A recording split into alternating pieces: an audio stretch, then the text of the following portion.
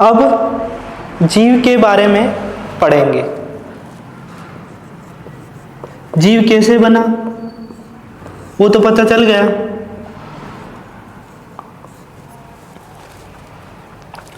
अब जीव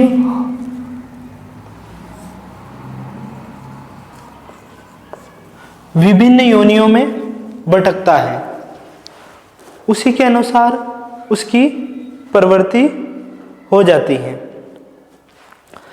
84 लाख योनियां हैं जिसमें हर एक जीव को भटकना पड़ता है। इंद्रियों से माया के विभिन्न विषयों में गया। अब आ गई ब्रह्म की बारी। ब्रह्म क्या करता है? माया, जो प्रकृति देखते हैं, वो किसने बनाई? ब्रह्म ने। अच्छे बुरे अनेक प्रकार के कर्म जैसे जैसे जीव का जन्म वैसे वैसे कर्म करता गया। जैसे मनुष्य का जन्म मिला, उसके बाद हाथी का, गाय का, मान लो उसको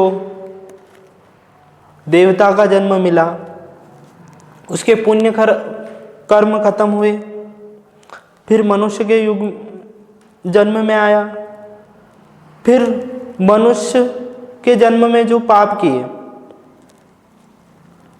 फिर उसमें चला गया, जीव जंतुओं के जन्म में चला गया। ऐसे माया विभिन्न जीवों को यहीं बांधे पड़ी है।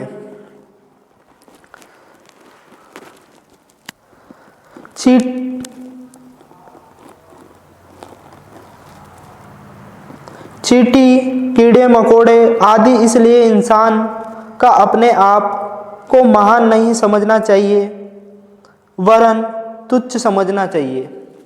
एक इंसान को विभिन्न योनियों में भटकता है तो उसको कभी भी अपने आप को महान नहीं समझना चाहिए। मैं भी तुच्छ हूँ, हर एक इंसान तुच्छ है।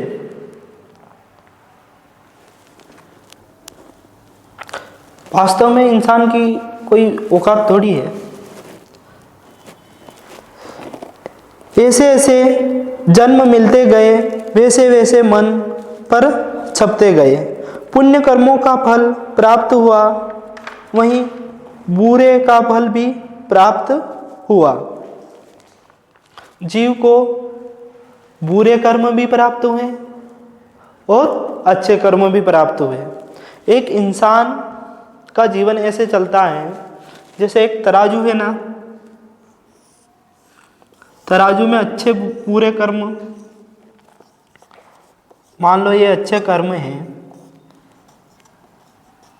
ये बुरे कर्म हैं,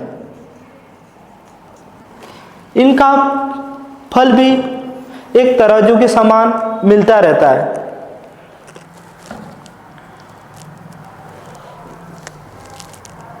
जैसे अच्छे कामों का परिणाम अच्छा होता है, वो बुरे कामों का परिणाम बुरा होता है।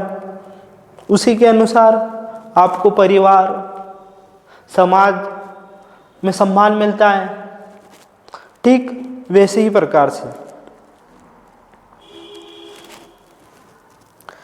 अब आप स्वयं को देखोगे तो पाओगे कि जीव इन विभिन्न योनियों और कितनी बार मनुष्य जन्म मिला होगा और कितनी ही बार 84 लाख योनियों में भोगनी पड़ी होगी। जीव इस जंजाल में फंस गया है जिससे आप की यह वर्तमान स्थिति हुई है। आपकी जो वर्तमान स्थिति इसी कारण हुई है।